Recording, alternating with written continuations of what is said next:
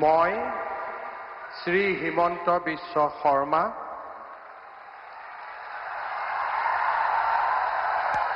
ঈশ্বৰৰ নামত শপত লওঁ যে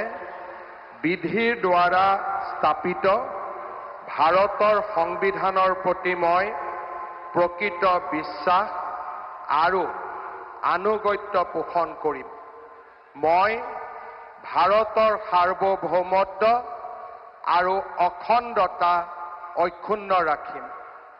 মই অসমৰ মুখ্যমন্ত্ৰী হিচাপে মোৰ কৰ্তব্য বিশ্বস্ততাৰে আৰু শুদ্ধ অন্তঃকৰণেৰে সম্পাদন কৰিম আৰু মই ভয় বা পক্ষপাত অনুৰাগ বা বিদ্বেষ নোহোৱাকৈ সংবিধান আৰু আইন অনুসাৰে সকলো শ্ৰেণীৰ লোকৰ প্ৰতি ন্যায়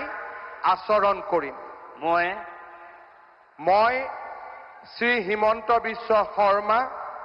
ঈশ্বৰৰ নামত শপত লওঁ যে মই অসমৰ মুখ্যমন্ত্ৰী হিচাপে মোৰ কৰ্তব্যৰ যথাযথ সম্পাদনৰ বাবে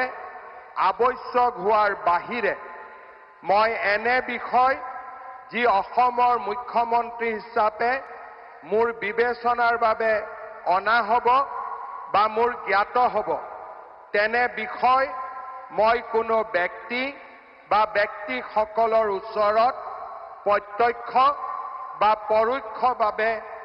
অৱগত বা প্ৰকাশ